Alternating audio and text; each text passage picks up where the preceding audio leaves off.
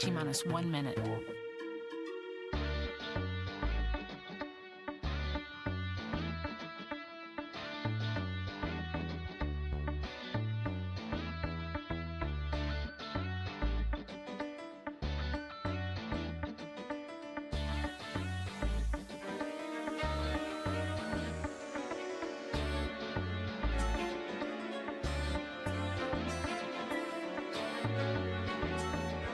T-minus 30 seconds.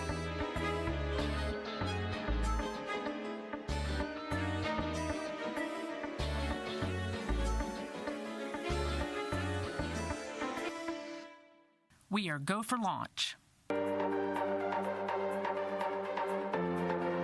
T-minus 10, 9, 8, 7, 6, 5, 4, 3, 2, 1. Welcome back to the NASA Social for the Crew Dragon mission as we prepare to launch America.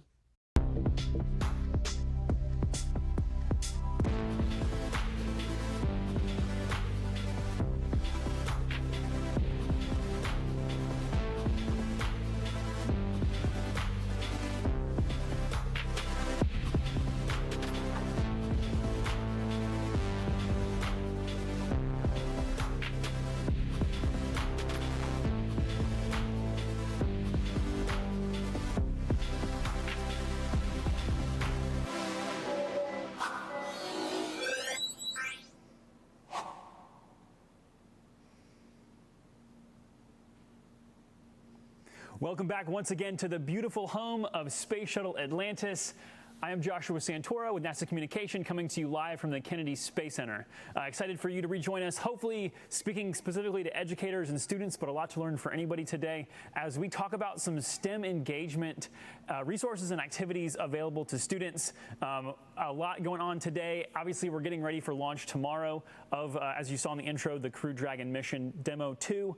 This is with NASA and SpaceX working together, targeting a 4:33 p.m. Eastern Time liftoff tomorrow afternoon, so super excited for that. And without further ado, I'm going to jump right in and introduce my guest today. Coming to us virtually, as you all, as our viewers are, is Rachel Power. Rachel, how you doing? I'm doing great, Joshua. Thank you so much for inviting me to join you today. Oh, Rachel, always a pleasure. So Rachel and I go back probably close to 11 years working out here, and our paths seem to always cross. Even when we were not working together for a while, we always seem to work together again at some point, so always a pleasure. I want to give you a chance to introduce yourself a little bit, Rachel. Tell us about your background, how you got to being a NASA educator, and what you're up to these days. Sure. So I am trained in teaching. I was actually a classroom educator for about 9 years before coming to NASA. I taught high school math and physics, and just happened upon a really cool summer opportunity at Kennedy Space Center, jumped on it just to kind of enrich myself as an educator, and just haven't left. Now it's been probably about 10 years later. 11 years later, I'm still here. And I've worked on a number of different projects, but the one I'm working on right now is called Next Gen STEM. And this falls under NASA's Office of STEM Engagement, which we work with educators and students from kindergarten through high school.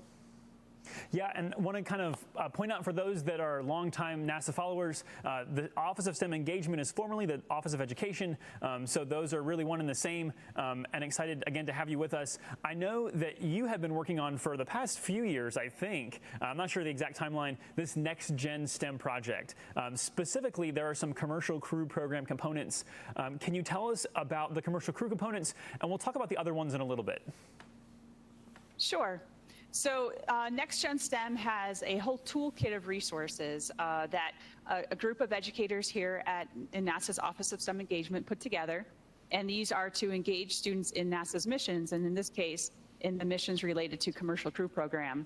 So the partnerships with both Boeing and SpaceX. And so we have developed activities that can be done in a classroom setting, or they can even be done outside of a classroom setting, for informal educators at museums, at science centers, or even parents who want to work with their kids at home and teach them a little bit more about the activities that are happening at NASA right now, but also how it connects to the science, technology, engineering, and mathematics curriculum that they are learning at school.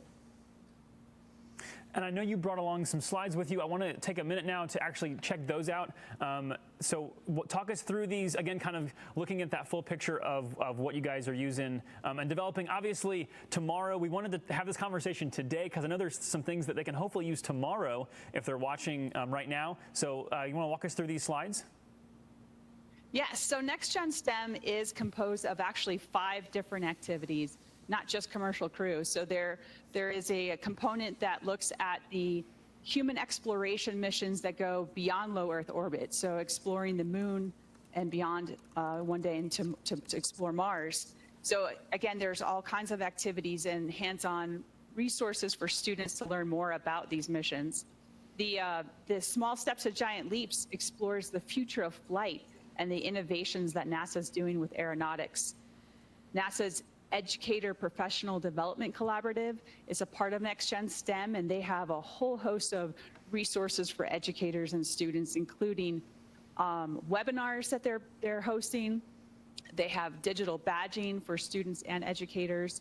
And finally, STEM on Station.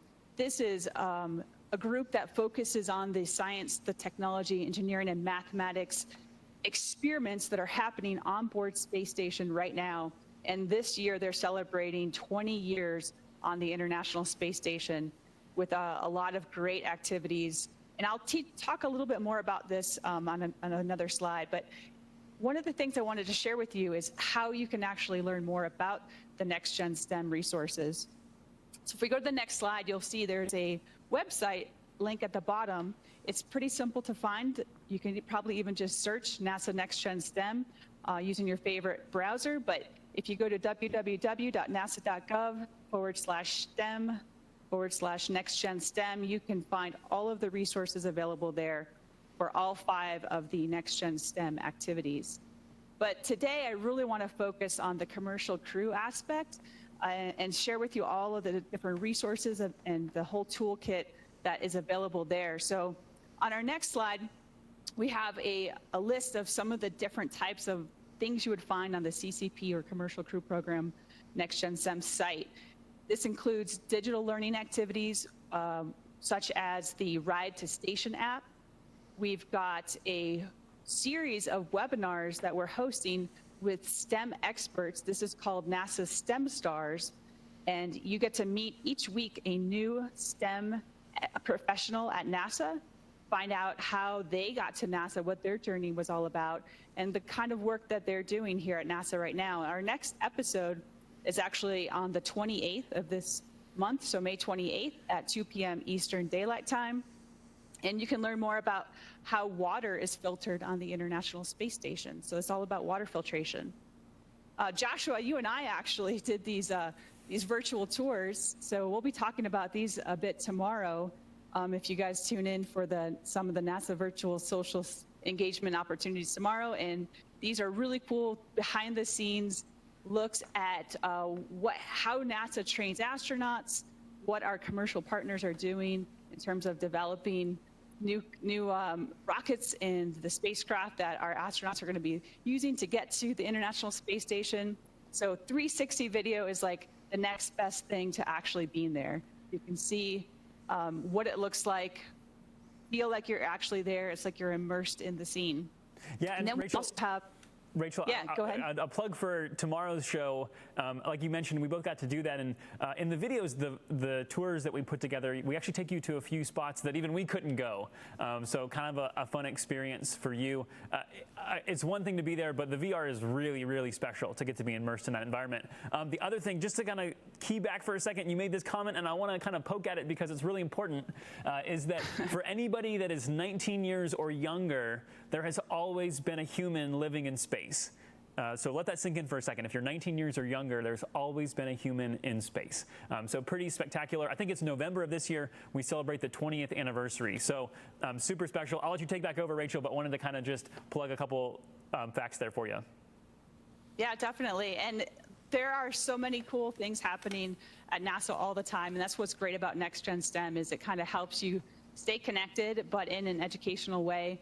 So you're learning not just about what the missions are, but how you can actually sort of grow into a STEM professional one day yourself and see if maybe one day you could have a job here at NASA. And there's so many different types of careers to look into. So these activities are a fun way to explore that. So we do also have a whole host of hands-on activities from an engineering design challenge where you have to design and build your own parachute to safely land your extronaut. We have some coding activities where you can learn how to program and make a simulation of a spacecraft docking with a space station. And in addition, we have some elementary activities where kids can learn more about the different vocabulary terms that go along with space exploration and explore sound. There's just so many really cool activities, Josh. I can't even name them all, but the website is the best place to go in terms of getting access to all of those. Yeah, but one so of the Rachel, classroom. We had a question come in, Yeah, Rachel, and I think you're kind of floating around this. So I want to go ahead and read this one. With students still at home and many teachers struggling to keep science accessible, what's the best way for teachers to both make this launch accessible to their students while simultaneously creating a meaningful learning experience?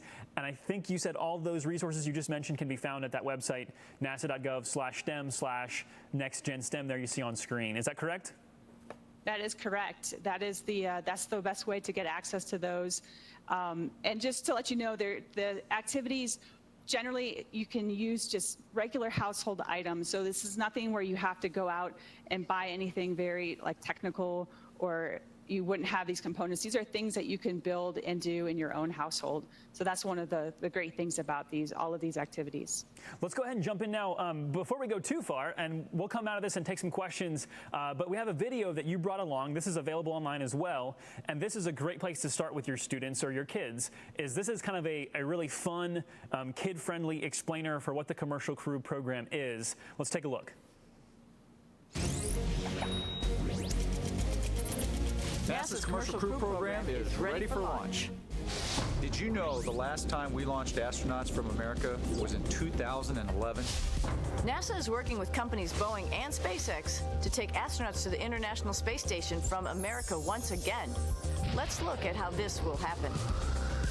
Look at the spacecraft on top of the rocket. This is where humans will be sitting. The astronauts will be buckled into a spacecraft, stacked on top of the rocket as it is launched into space. The rocket holds all of the fuel needed to get to space. It takes a lot of energy to lift the rocket off the ground, with gravity constantly pulling it down, which is why most of the rocket is filled with fuel. During the rocket's climb to space, it will increase in speed, which means its energy will also increase. Once the rocket has made it past Earth's atmosphere, the engine will finally cut off. The rocket and the spacecraft will separate, and the astronauts will make their way toward the station, where they will be working on science experiments and engineering projects. What do you think will happen when the spacecraft travels back to Earth? Boeing has made the Starliner CST-100 to keep astronauts safe as they travel to and from the station. It's designed to touch down safely on land in the western United States.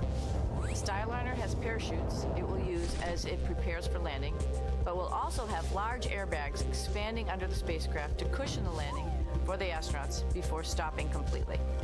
SpaceX's Crew Dragon was also created to send astronauts to and from the space station. As the spacecraft comes back to Earth, the outside will experience temperatures over 3,000 degrees Fahrenheit. The Crew Dragon has been designed to keep the astronauts inside comfortable during the ride home to Earth. Once they are back in the atmosphere, the spacecraft will release 4 main parachutes to slow down the speed and energy of the vehicle before it splashes down in the Atlantic Ocean or Gulf of Mexico. These spacecraft are exciting sneak peeks at the future of space travel. And NASA's Commercial Crew program. Want to know more about space travel? Check out this website for more information.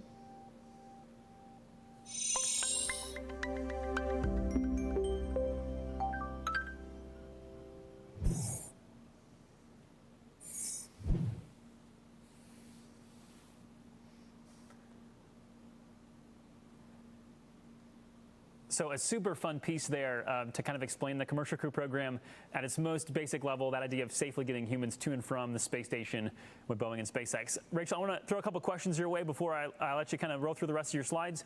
A question came in on college students. I know you mentioned that your work is focusing on K through 12, but the question was, somebody said, I participated in NCAS program and loved it. Are there any other opportunities or programs you can recommend for college students?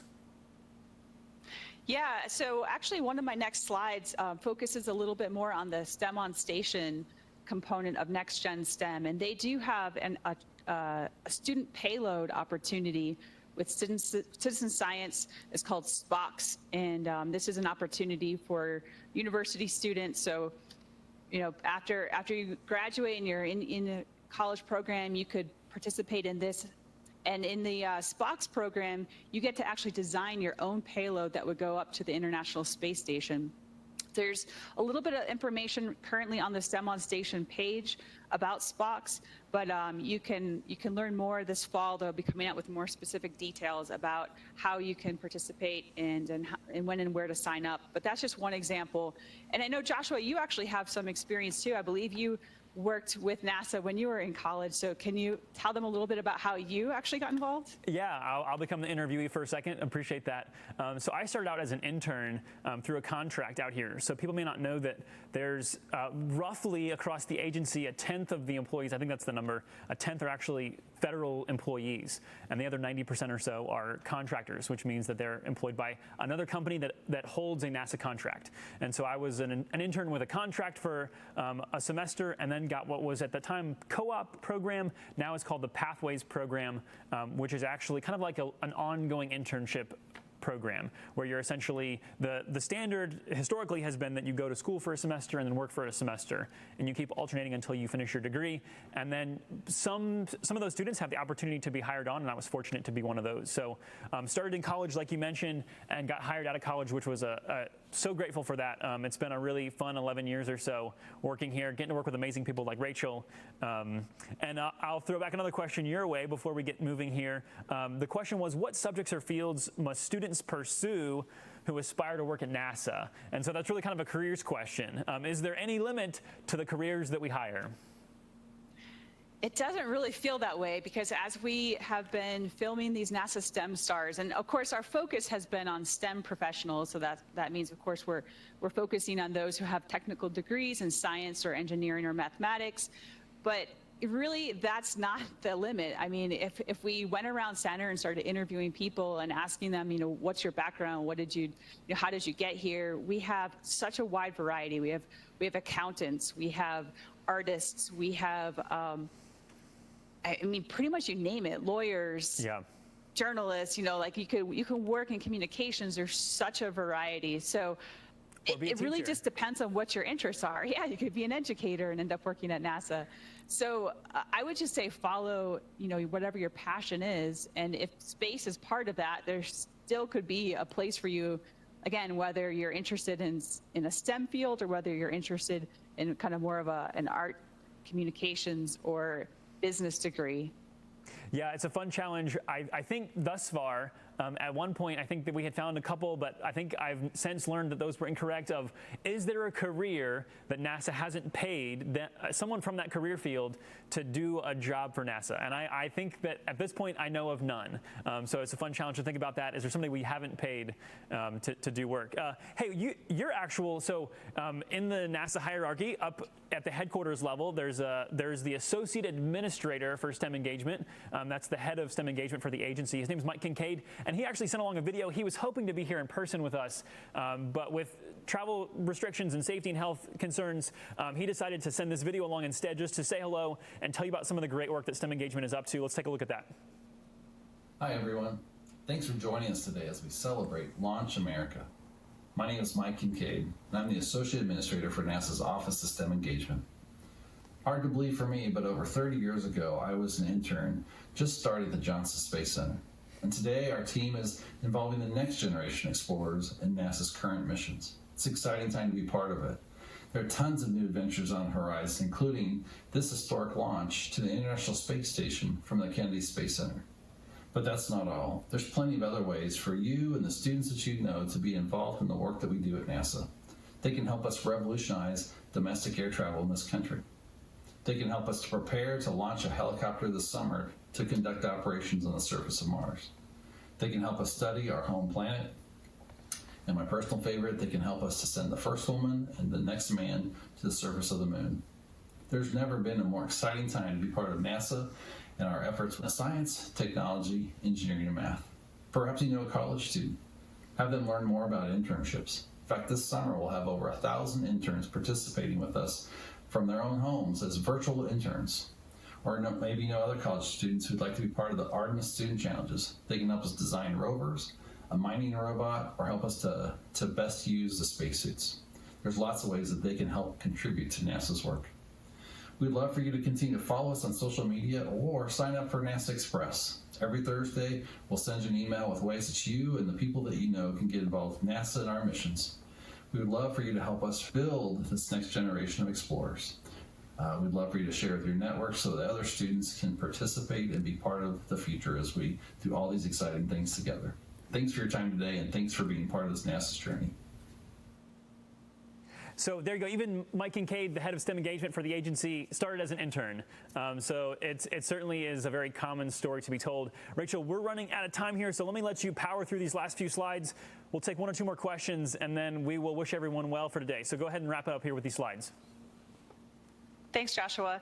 Yeah, so I think I hit a little bit already on the STEM on station, but this just allows you to stay connected even after the crew gets on orbit. If you want to know what's happening, there's opportunities to learn more about doing an in-flight education downlink where you can connect directly with astronauts on board station. There's a Texas Instrument Coding Challenge, but I would be remiss if I didn't mention our Demo 2 launch kit, which we put together specifically for this purpose to help you get connected and learn more about the Commercial Crew program and how you, as educators and students and parents at home, can stay connected. So one of the things that we're doing is our Educator Professional Development Collaborative has put on a series of webinars. The next one is actually today from 4:30 to 5:30 p.m. Eastern Daylight Time, and this one will be on crew training and flight readiness and talking a little bit about how simulation is used for training astronauts. The next one will be on the 28th from 4:30 to 5:30 Eastern Daylight Time to talk about the future implications of commercial space flight and the partnerships with NASA. So we've been doing these webinars. We have this virtual NASA social, which we're a part of right now. But the launch kit itself is available online. You can check it out. There's activities for K through 12s, including the ones I mentioned already. There are printables, which are bookmarks and posters or astronaut training cards if you want to download those and print them out.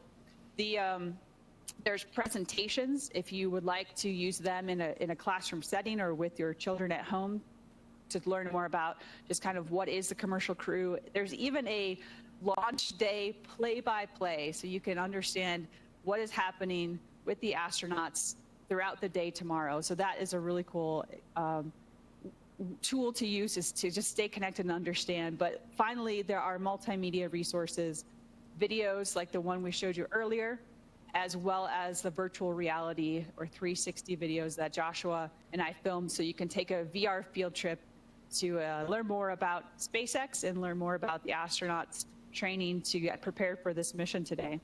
So if you want to stay connected, there is a social media cheat sheet where you can learn how to stay connected not only with NASA STEM, but also with the Commercial Crew program. So Josh, I think that pretty much covers everything in the launch kit. They really just need to go explore it, but it's a great resource. Yeah, remind us, that's at the nasa.gov/STEM/NextGenSTEM? Correct. Perfect. Yeah, so check that out. Again, as Rachel mentioned, great resources, good material, and all really relevant for today and tomorrow as we get ready to launch America. So I think we're going to take one last question for you, and then we'll sign off for now.